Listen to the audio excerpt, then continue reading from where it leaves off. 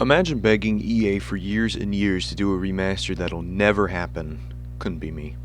Burnout 3 may be a good game and all, but the pedestal everyone seems to put it on is absurd. If you say anything remotely negative about it, they launch into a blind rage and inherently shit on you because apparently opinions are not allowed. Besides the point, today my next victim to ranting is the one, the only, Burnout 3 Takedown. Before I begin, just like every other Burnout rant I've done, I have to do another disclaimer to you all: I do not hate the game. These videos are purely criticisms and meant to be taken with a grain of salt. They are opinions after all.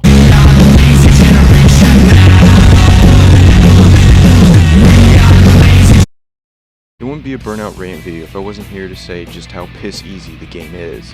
Just like every other game in the series besides Dominator, each actual race consists of building boost and then holding the lead by miles for the entirety of the event's length.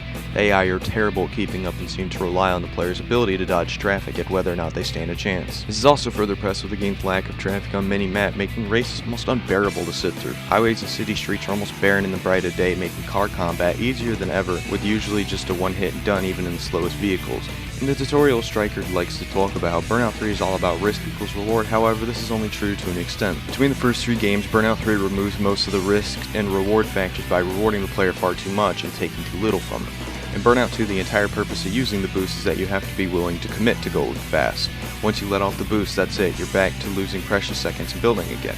However, in Burnout 3, the entire risk of building and using boost is avoided as a whole. You can come on and come off the boost anytime as long as you have a bar bigger than ×1. It'll only lose you time, but who needs time when the AI are literal ass and there's no traffic to stop you? On top of that, crashes and events besides road rage barely have any risk to them. Aftertouch, while not a bad idea in concept, rewards you boost for taking out cars while maneuvering your wreck, which defeats the whole purpose and the risk of crashing. Sure, you lose a chunk of the boost bar if you don't get any, but it still barely has any effect on you in the long run. The game's lack of variety in itself is kind of an eyesore when it comes to replaying the game. Weather elements were stripped from the game's earlier stages, and nearly half the game's car list consists of reskins with a turbo sound effect applied. You'll be lucky if the vehicle at least has a different wing.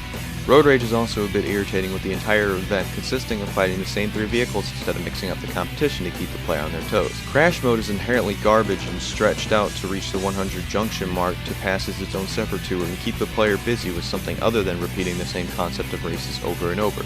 To top the insult to injury with crash mode, just about every junction is literally about hitting the ×4 pickup and it'll pretty much be an instant gold. I think something that also bothered me was a heavy emphasis with online multiplayer, which makes it seem like instead of making a thorough single player career with content to keep the player entertained, it was just a wish-wash of a bunch of events strewn together to unlock vehicles or to prepare the player for online, as Alex Ward had worded it in an interview. If they had bothered to make online still work through other means to this day, such as LAN, I wouldn't be too mad about that. Car designs are one of the key aspects to a racing game, especially if they're fictional vehicles. Making sure those designs hold up, however, is another thing. Burnout 3 may hold some of my favorite designs in the series, including Compact Type 3 and Modified Coupe, but it holds some of my least favorites and has a lot of questionable choices when it comes to the style of some. I could sit here and go on about how so many of these cars actually look decent at some point, but this isn't a video to endlessly blab about my witch hunt of beta information. For the years of its existence, Burnout has received lots of praise for its wacky and chaotic car crash, but looking back from a modern perspective out of the entire series, I would argue that 3 had the absolute worst damage model. Instead of compressing or crunching like a car should in a crash, they rather stretch or bend in absurd ways, making me wonder what inclined them to keep it this way.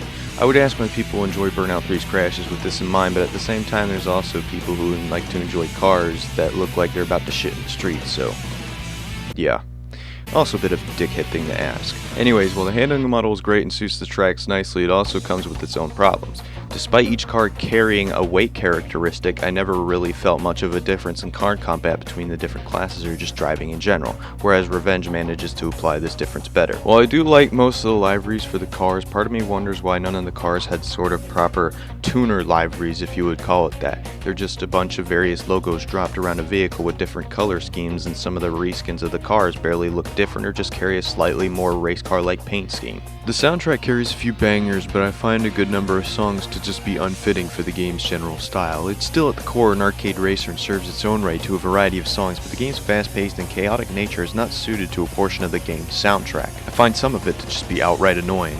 The boost sound in the game can be quite annoying as well, as it tends to overpower the music when it climbs to the ×4 bar. Sound design otherwise is well done through and through, besides sounding weak or mediocre time to time. Though that isn't all I have to give for Burnout 3, I'd rather end it here than keep dragging this out to be as long as possible, since I figured nobody would give enough of a fuck to watch the whole thing anyways.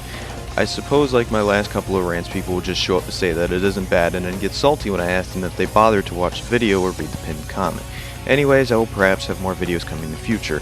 A couple of rants are definitely planned, including the remainder of the Burnout series and beyond. I will also try to stream more on top of trying to push out more regular content besides my rants, and if you do have any suggestions, feel free to let me know what you want to see and I'll try what I can. Quarantine has me on another level of fucked up, so I guess I may as well get busy. Anyways, if you made it this far, thank you for listening before going off on a tangent.